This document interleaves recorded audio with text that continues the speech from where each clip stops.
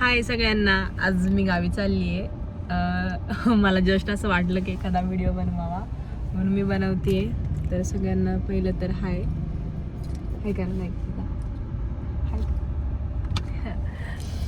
तुमच्यासोबत मला एक गोष्ट शेअर करायची आहे. मी लहान होते ना, नागपंचमी असते तुम्हाला माहिती का? तर म्हणजे प्रत्येक सण असतात ना आपल्याला मराठी लोकांमध्ये, बऱ्यापैकी खूप सारे सण हे सगळ्यांना माहिती आहेत. पण मला हसता हसता डोळ्यामध्ये पाणी येतंय बिकॉज की मी लहान होते. लहान म्हणजे एवढी पण लहान नव्हते, 7वी 8वीला असेल. आणि नागपंचमीच्या दिवशी मम्मीने मला बांधून ठेवली होती. बांधून ठेवली होती अक्षरशः. आणि माझ्या मैत्रिणींनी मला येऊन सोडवली होती, कारण की मी मस्तीच तेवढी करायची. काहीतरी झालं होतं आणि तिची माझी खूप भांडणं झाली होती. आणि तिने ना मला अशी हाताला बांधलेलं, पायाला बांधलेलं आणि ना मला अशी आतल्या रूममध्ये, म्हणजे आमचं कौलाचं घर होतं, पडगी होती अशी. आणि आता ती मोडली, पण असं कौलाचं घर होतं आणि त्याच्यामध्ये पहिला पोर्शन तिथे चूल होती, मध्ये एक रूम होती, तिथे आम्ही सगळेजण झोपायचो. आणि आतमध्ये पण एक चूल होती, पण ती आम्ही पावसाळ्यामध्ये यूज करायचो, कारण की ते गळायचं ना. पुढचा जी रूम होती ती गळायची. मग आतमध्ये जी चूल होती ना ती पावसाळ्यामध्ये फक्त आम्ही म्हणजे नाही का चालू करायचो. तर मम्मीची माझी कशावरनं तरी भांडणं झाली आणि तिने काय केलं, तिला राग आला, तिने मला लय मारलो आणि डायरेक्टली माझे पाय बांधले, हात बांधले आणि मला बांधून डायरेक्टली आतल्या रूममध्ये ठेवले. माझ्या मैत्रिणी आल्या, त्यातली एक निकिता म्हणून होती माझ्यामध्ये. तिने जर हा व्हिडिओ पाहिला तर तिला नक्की आठवेल हा किस्सा. मम्मीने कसे माझे हात पाय बांधून ठेवले होते, मला बांधून ठेवली होती. आणि नंतर मी ना त्या मला म्हणायचं, किती निष्ठुर मम्मी आहे तुझी, तुला कशी बांधून ठेवली. पण मला आता कळतंय की मी तेव्हा किती हट्टी होते, किती त्रास देत होते तिला. त्याच्यामुळे तिला ते योग्य वाटायचं त्यावेळेस, त्यामुळे ती मला लय मारायची आणि बांधून ठेवायची. आणि अजून एक किस्सा सांगू का? मी प्रत्येक सणाला साडी घालायची. मला साडी हा प्रकार एवढा आवडायचा ना, तेव्हा मला असं वाटायचं मी लग्न झालं ना मी रोज साडी घालणार. पण तुम्हाला माहिती का, आता मला साडी हा प्रकारच नको वाटतो. इतकं गरम होते मुंबईला, असं वाटतं की नको बाबा, आपण ह्याच कपड्यामध्ये कम्फर्टेबल आहे.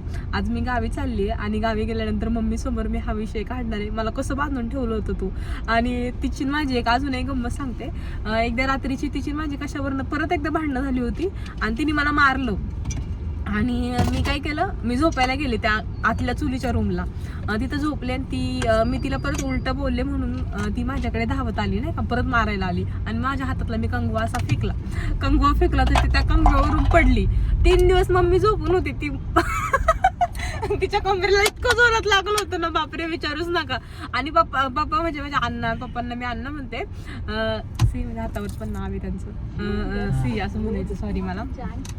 तर माझे पप्पा तिला विचारायचे काय झालं, म्हणजे नाही का आपण विचारतोच ना घरामध्ये, दुखत होतं ना तिचं, ती सारखी झोपायची. पण तिने एका शब्दाने सांगितलं नाही की मी हिला मारलं म्हणून हिने कंगवा फेकला आणि मग मी त्या कंगव्यावर न पडले. माझ्या आयुष्यातले असे खूप सारे किस्से. एकदा तर तिने मला देवळापासून मारत मारत घरी आणली होती, कारण की मी एका माझ्या मैत्रिणीला काहीतरी उलट बोलले होते. एकदा तर कोणाला तरी काहीतरी बोलले. मम्मी काय करायची, माझी कोणाची भांडणं झाली ना, मम्मी समोरच्याला मारत नव्हती किंवा समोरच्याला ब्लेम करत नव्हती, मला त्यांच्या दारामध्ये न्यायची, मला हाणायची. म्हणजे त्यांच्याच दारामध्ये घेऊन मला मारायची. आता जर तिच्या पुढे जर असे जर विषय काढले ना, सगळ्यांना म्हणते बरं का, माझ्या पल्लूला मी लय मारलं, म्हणजे नाही का लय मार खाल्ला तिने. कारण काय असेच माहिती का, मार खाण्यामागचं एवढंच की मी खूप मस्ती करायची, कोणाला पण उलट बोलायची, लोकांच्या अंगात येतात बघा अंगात, त्यांच्या अंगात काढून दाखवायची. खूप म्हणजे खूप अति वेड्यापणा जर केला असेल ना तर मीच केला असेल. लय त्रास दिला मम्मीला. कधी कधी ती तर पाठीवर उभी राहून मला मारायची. इतका मार खाल्लाय ना मी आयुष्यामध्ये, बापरे विचारूच नका. पण सगळं जास्त कोण रडलं असेल ना माझ्या लग्नामध्ये तर माझी मम्मी असेल, कारण की तिच्या मारण्यामागे असो किंवा तिच्या बोलण्यामागे असो, तिच्या सगळ्या गोष्टींमागे असो, तिचा स्वार्थ वाईट नव्हता. तिची काळजीच होती माझ्या मारण्यामागे असो किंवा नाही का माझ्या प्रत्येक गोष्टीमागे स्वार्थ वाईट नव्हता. हा असंच म्हणलं आहे. म्हणजे अरे स्वार्थ म्हणजे असं तिला असं मला असं सांगायचंय की कसलाही स्वार्थ नव्हता. कसलाही स्वार्थ नव्हता. राईट पॉइंट आहे यांच्या बोलण्यामध्ये.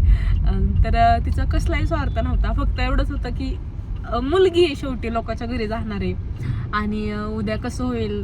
पण देवाच्या कृपेने माझं सगळं बऱ्यापैकी चांगलं झालंय आणि माझ्या डोळ्यातनं पाणी आपोआप येते बरं का. कारण की मला या सगळ्या गोष्टी रिअलाइज झाल्या. म्हणजे मी त्याच्यामध्ये गेली मी परत एकदा, म्हणजे नाही का मी जुन्या गोष्टींमध्ये मी तिथं जाऊन पोहोचले नाही, मला त्या गोष्टी फील झाल्या असो. आणि बाकी काय नाही. तर मम्मीला मी हा व्हिडिओ नक्की दाखवणार आहे. आणि तुम्ही तुम्हाला कसं वाटतंय हे सगळं ऐकून? गाडी बसायचं रुमाल देते. मी काही रडत नाही, मी फक्त त्याच्यामध्ये गेले म्हणजे नाही का, मी कशामध्ये गेले म्हणजे आपण काय बोलतो, भूतकाळात गेले. जुन्या आठवणीमध्ये मी जुन्या आठवणींचा उजाळा झाला, मार खाल्लेला. कच्ची मराठी. आता मी लहानपणापासून मुंबईला होते, हिंदी लोकांमध्ये राहिले. हिंदी, मराठी, इंग्लिश माझं सगळं कॉम्बिनेशन एकत्र होतं. मला पटकन नीट मराठी बोलता येत नाही, आणि नीट हिंदी नाही बोलता येत, आणि नीट इंग्लिशही नाही बोलता येत. म्हणजे माझी 3 भाषा मिक्स होतात. तर समजून घ्या. बाय.